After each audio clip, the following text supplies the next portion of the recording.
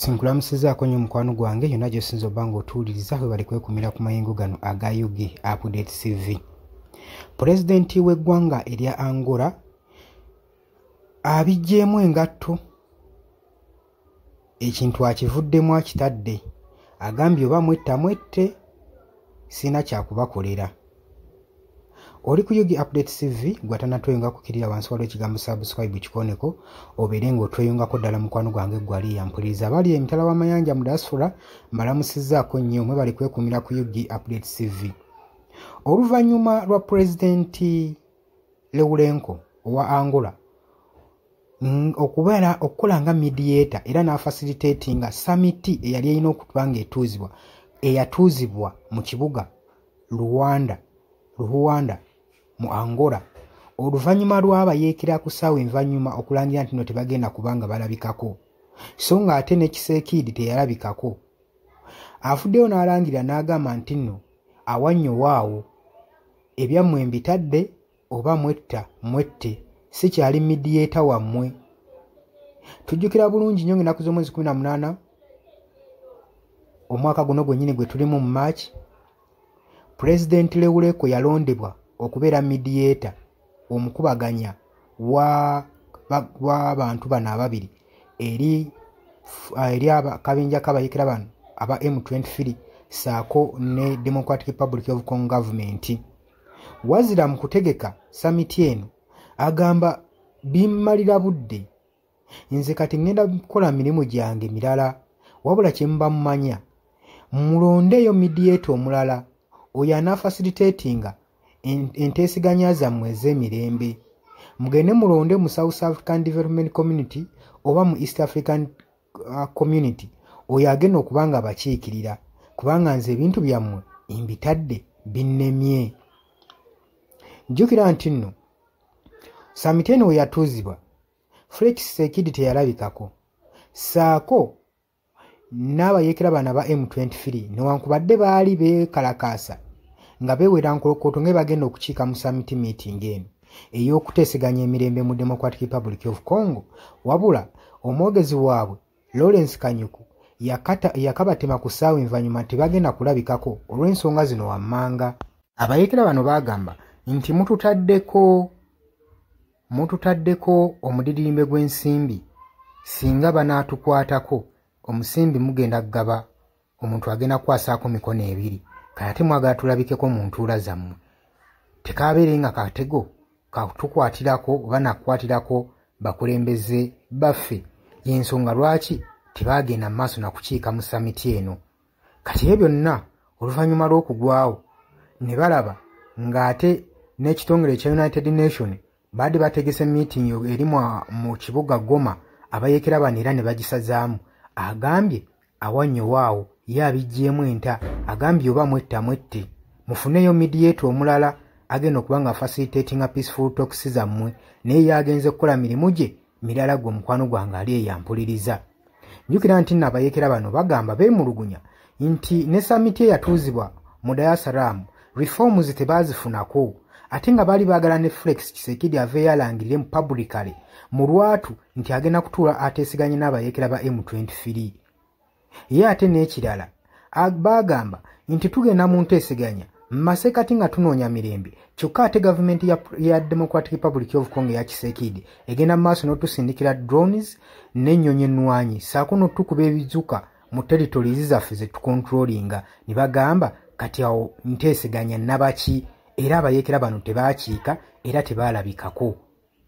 Kaakati ng'ennaku z'omwezi 24 omwezi guno gwennyini gwe tulimu n'omwaka, ekitongole kya South African Development Community saako ne African Community, East African Community bategese entuula sinziggu olugenda okubeera virtually, olugenda okubeera ku ntimbe, basobole okuba nga bateesa engeri gye bagenda okuresolvingamu conflicts mu ggwanga erya Democratic Republic of Congo. Jjukira nti nno tugenza okuvaayo nga yaliko President wa Democratic Republic of Congo omwami amanyiddwa nga Kabila asonga alumiriza Kisekedi ng'amugamba nti nno tosobola bukulembeze, eggwanga DRC lyetaaga omukulembeze nga nze. Era n'avaayo n'agamba nti Kongo ekizibu kyayo si bayeekera ba M23 wabula ekizibu kyaggwe kiseekid olw'ensonga nti olemeddwa otuula n'abayeekera okuteeseganya emirembe nga weekanasa nti gwe totuula n'abayeekera. Oli ku Yugi Updates TV kosinza obbanga otuuliriza bali kwekumira ku mayingano gwagala otwenga kukkirira wansi waliwo ekigambo subscribe kikooneko. Yes, oli ku Yugi Updates TV kosinzira okubanga otuuliriza gwe omukwano gwange yonna yenna ali eyo. Gwe nagambye agala otweyungako, agala okweyunga ku channel eno, kirira wansi waliwo ekigambo subscribe kikooneko okoonene mukadde. Temwerabirako na mukadde kubanga akadde ako mukwano gwange gakuyambako nnyo okuleetera notification message bwe waba nga waliwo information yonna gye tutaddeko. Ate buli wo subscribing obeera otufollowinze, kitegeeza buli kimu kye tunaateekako ojja kubanga okifuna gwe omukwano gwange. Leka okipingwe ng'oli updated ku buli kimu ekigenda mu maaso mu ggwanga gwali eyampuliriza. Abali mu Qatar, Oman, Dubai, Saudi Arabia, abali e Dubai, abali mu US, abali mu UK, abali Canada, abali mu South Africa, nammwe abali mu Ndwana Kenya, nalekaani menyani, nammwe abali mu Asia, matumiddeko nnyo, mwe bali kwekuumira ku Yugi Updates TV, mwe mubeezezzaawo amayengo gano aga Yugi Updates TV. Mikwano gyange sola beebaza kinnoomu, wabula nsazeewo nkozese lino eddoboozi ery'ewamu nsobole okubeebaza, mwebale kuyimirizaawo channel eno, mwebale mwabajja, naddala mwabajja mu comment section ne mukomentinga ne muteekako endowooza yammwe ne mutangaaza bannayuganda ku ki ekiteekeddwa ekituufu okukolebwa gwe okusinziira ku ndowooza yo. So muna batajjangako mu comment section, mbakubiriza okujja mu comment section muteekeko ebirowoozo byammwe, mutangaaze eggwanga ku biki byaba bagenze mu bukyamu ne bikolebwa mu bukyamu eri bannayuganda. Dani ku Airlines e Kenya, nawe nkutumiddeko ennyo, naye jangu mu comment section oteese, toteekako buteesi linnya lyo, mujje mu comment section mwe abasharinga, abalikinga, nammwe abasubscribinga, mwe muyimirizaawo amayengo ga channel eno.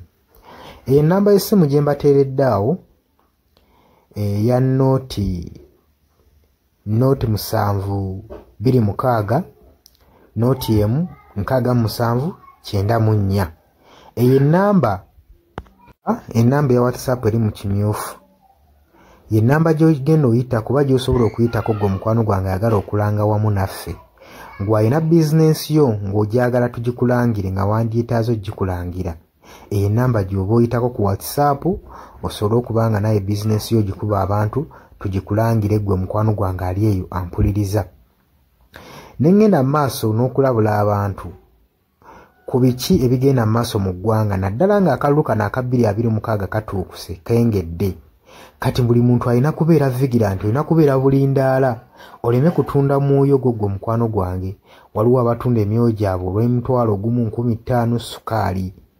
Gwe beera ng'omanyi akaseera we kanaatuuka akakuba ballot paper, beera nga manyi omuntu ng'omanyi omuntu ogw'ogenda okuwa, gw'ogenda ottiikinga, gwe gw'olaba asobola okukulaakulanya ekitundu kyo constituency yo, gw'olaba agenda otwala eggwanga mu maaso.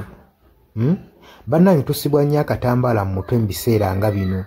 Newankubadde obwavu babubalumizza mutya, totunda mwoyo gwo ku lw'akantu katono, wabula saasira ku ggwanga lyo, osaasire ne ku zadde lyo, osaasire ne ku future weenaabeera. Lowooza ku by'emu maaso.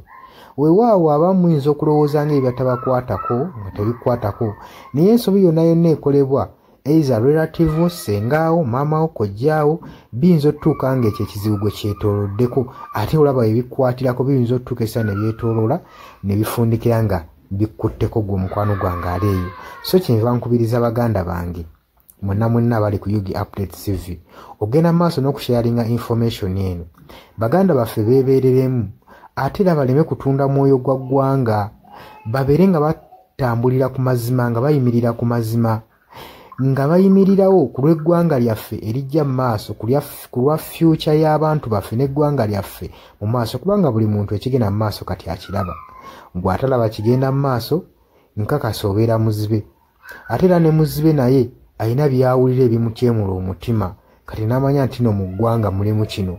So nkubiriza buli omu obeere lalabayi wa munno, osobole okuba nga oli kalabaalaba w'oyo ku biki ebigenda mu maaso. Obakubirize n'omubakubiriza waliwo abali mu byalo nga tebamanyi kigenda mu maaso. Mubaagaliza subscribinga ku mikutu gino bategere ebigenda mu maaso mu ggwanga lyaffe. Wakati smartphone zajja gwe mukwano gwange ali eyo. Wabula mbaagaliza olunaku olulungi mubale kwekumira ku Yugi Updates TV mubata na subscribinga mugere mu maaso n'okusubscribinga. Mbaagala nnyo era mweraba.